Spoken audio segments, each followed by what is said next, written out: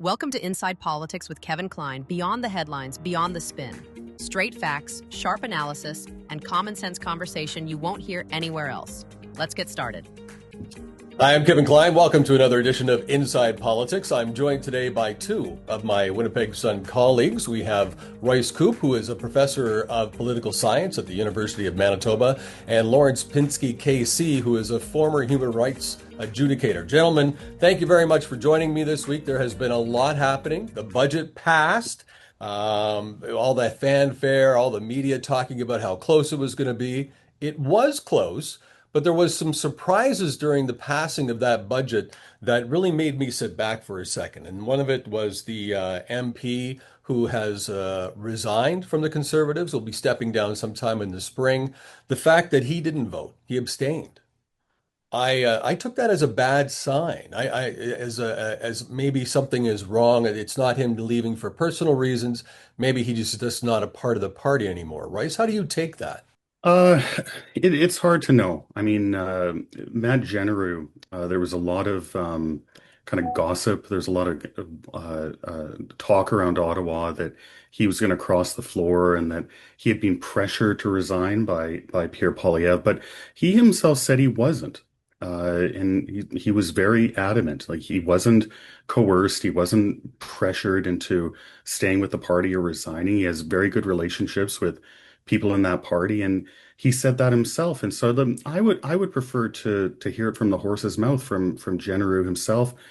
I think he should probably explain why he abstained. It's not really a bad thing that the budget passed from a strategic perspective. I don't think an early election would have been a good thing. But if the Conservatives can say that they did overall oppose the budget, they can oppose a lot of the bad stuff in this budget without going into an election. I think that's actually a win for the party. Yeah, but the party, but he could have voted against the budget, and the budget still would have passed, right? I mean, he would have known that. Everyone knows who's going to vote which way by the time you get into the building. I knew that when I was a PC member. So everybody knows. You know what the other parties are going to do and such.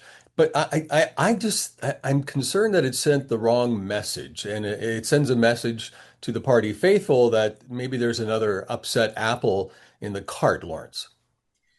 I don't see it that way. I tend to agree with Royce because at the end of the day, strategically for the party itself, this is not an optimal time to have an election. In fact, I would say for the country, it's not an optimal time to have an election. We have to bear in mind a few factors. Most big donors are maxed out already for this year. So we would have been, had the budget fallen, we would have been looking at an election in January, I suppose, because the parties need to accumulate money. December 24th, apparently. It wouldn't have been. It wouldn't have been that. It couldn't be that because they can't generate money. They would have had to run on the budgets that's there already because most donors have maxed out already because of the election this year. I know that, but I think if the budget hadn't passed, the latest the election could be held was Christmas Day. So none of that works. I'm saying It doesn't work for the parties because they can't raise the money. Right. Number two, I don't know that really they're not really organized. Certainly the NDP isn't, which we'll come to later, the abdication of the NDP MP. I said abdication, not abstention, for a purpose. I said that on purpose. In any event, the parties aren't ready. Strategically, it makes sense not to go to an election. He wouldn't vote against the budget because he's a conservative at the end of the day. He's not actually divorcing the party. So this is a strategic move, but there's lots of disinformation coming out of Ottawa. What's new? That's always been the case.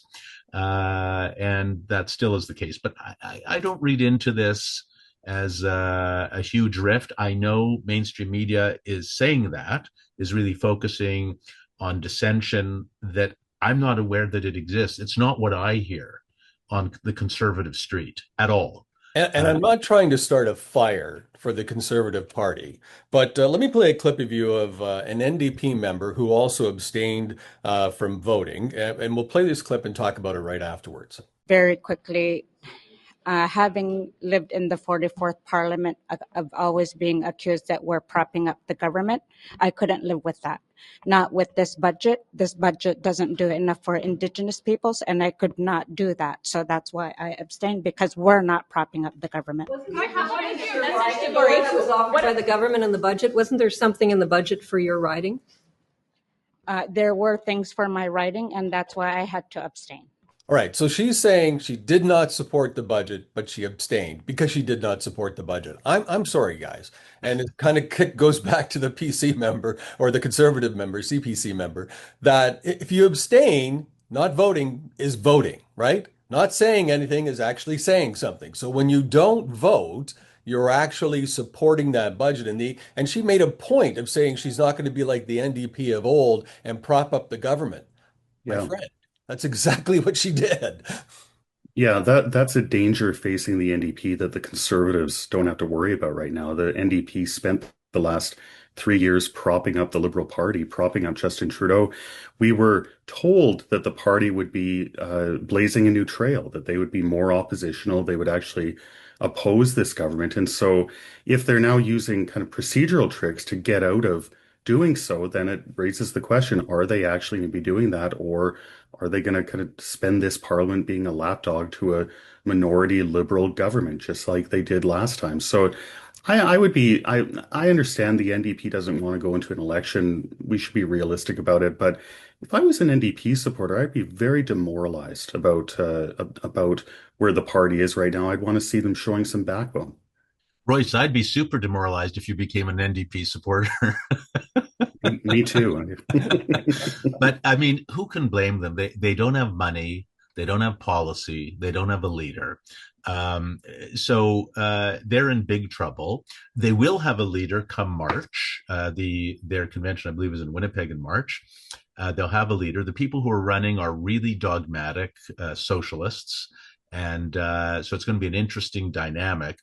I said that woman abdicated her responsibility because she could have voted no, and she should have voted no. It still would have passed.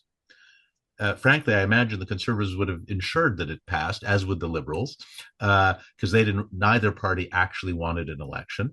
But she should have voted no. She should have stood at her ground because, as you said, Kevin, her abstention is a vote in favor.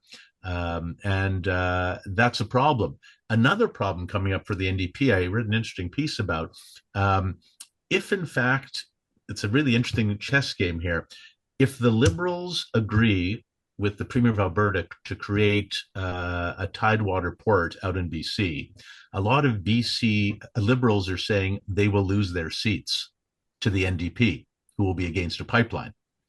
And so there's a lot of controversy within the Liberal Party and within the NDP about what will happen. It's clear the NDP will oppose a pipeline. They'll oppose any economic development. It's not clear what the Liberals will do. If they say no, then what does Alberta do? How many times do they have to be slapped in the head and kicked around by Ottawa? If they say yes, the NDP has a real strong avenue into reclaiming a number of seats in BC. It's an interesting dynamic. Yeah. Okay, let's go back to the original discussion then. If it was if her voting or abstaining was a vote for yes, then why wasn't it that for the CPC member who did it? Like we've kind of sat there and you talked about and came up with, well, we don't think it's that, we don't think it's this. But with the NDP member, we're saying, yeah, it was voting yes, but we're not saying that for the CPC member. Now, and again, I'm not trying to start a fire or rumors, but I mean, we have to be intelligent about this and use common sense. If one party abstains and it's bad, because that means they actually support the budget. If somebody from a different party does that, is it not the same? Well, what the difference is the strategy, at least in my view. You can say it's always bad to abstain. I don't agree with that. Sometimes it's reasonable to abstain. The NDP should be standing for their principle. A person in the NDP who says, I don't like the budget, if that's what her real feeling is, unlike Ms. May, who voted in favor of it from the Green Party, but if they really want to say, no, we're not going to do what Jagmeet Singh did, she should have politically stood on principle and said no. For the Conservatives, it's a different story for that individual MP who's leaving anyway. And the Conservatives are saying, we don't want an election right now. So there's a strategic reason for each party to do different things, in my assessment. I view it in a different way. When I say it's bad that the NDP member abstained, and it's an abdication, I mean of her ethics, of what she claims to stand for. That's Yeah, not and we're conservative. oh, sorry, Lawrence. We're spending all this time talking about the opposition parties. It raises the question, who's actually responsible for passing the budget? It's the government.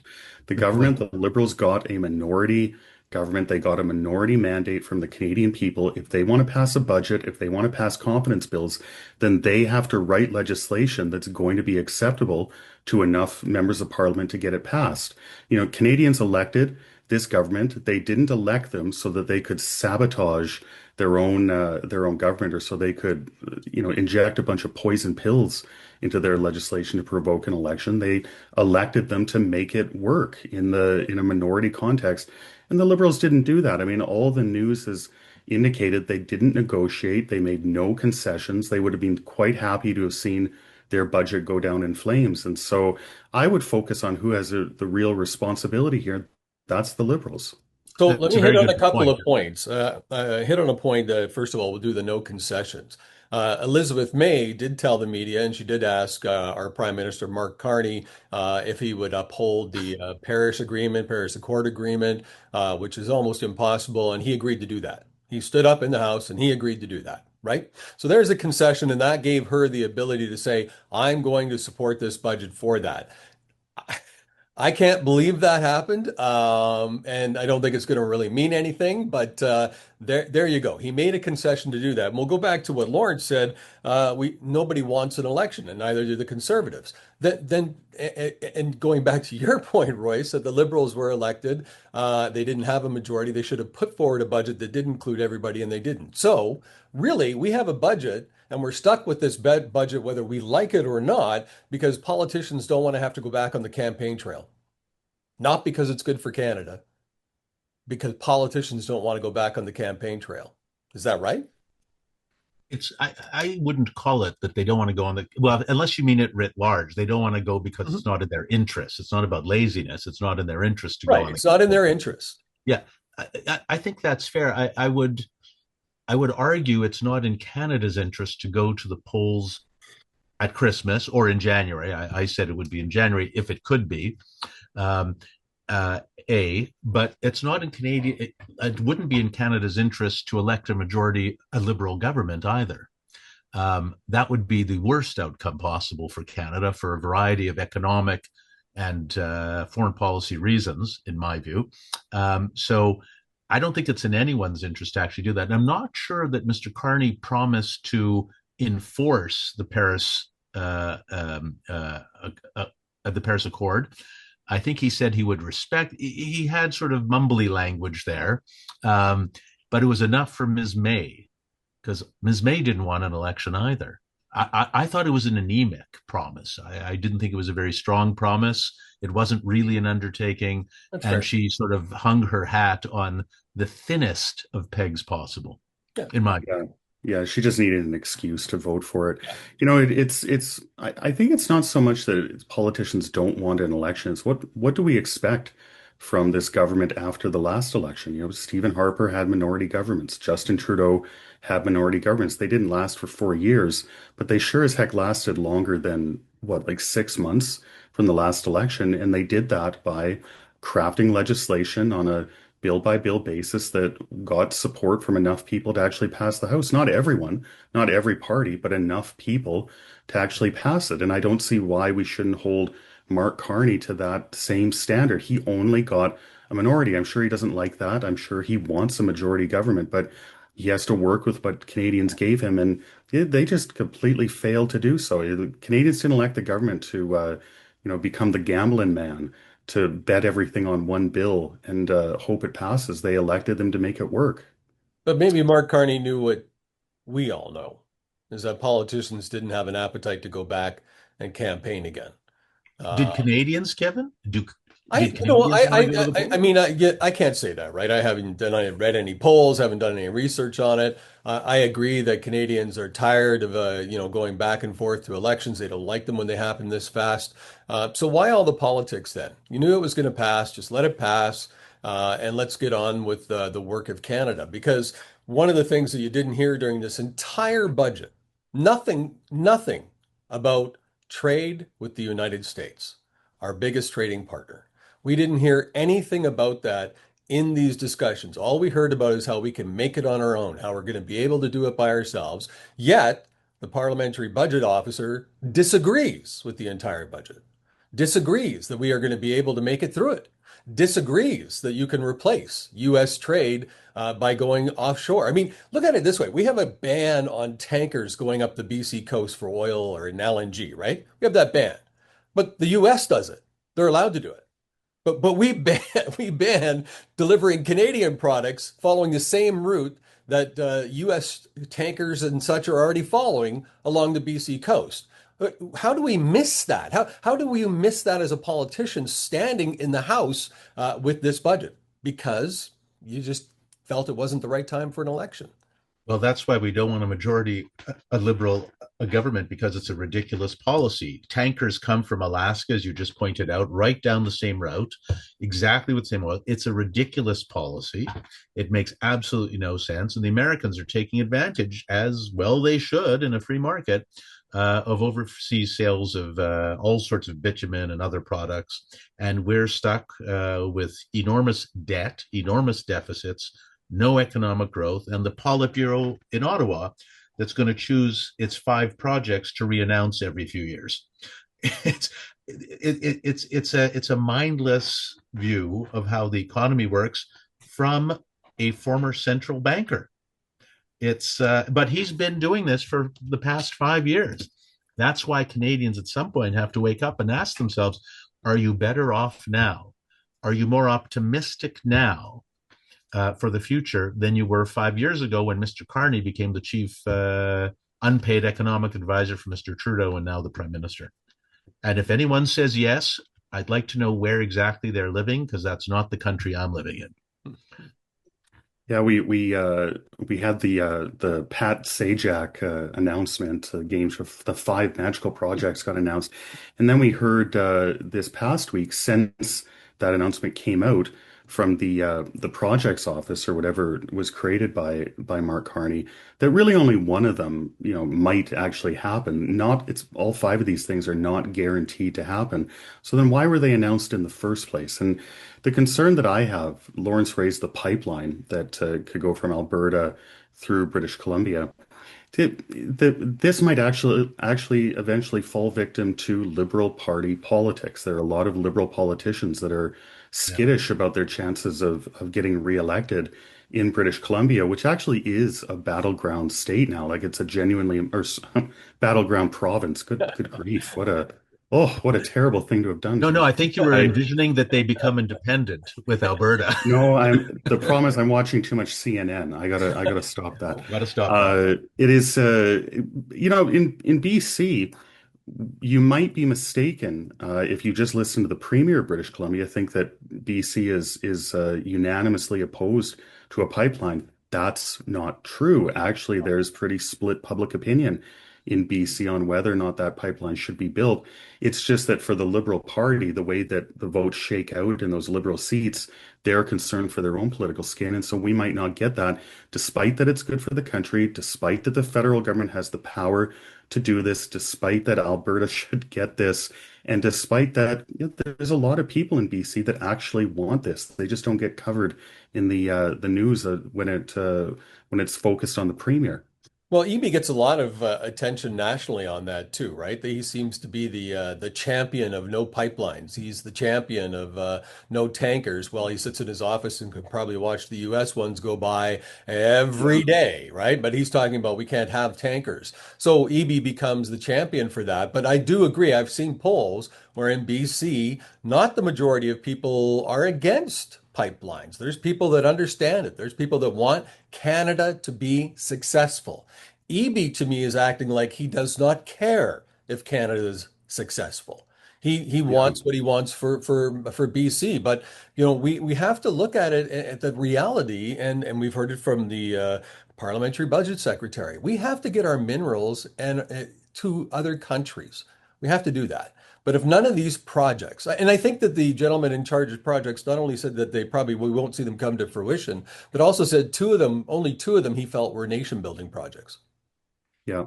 You Yeah. know, sorry, Royce, go ahead.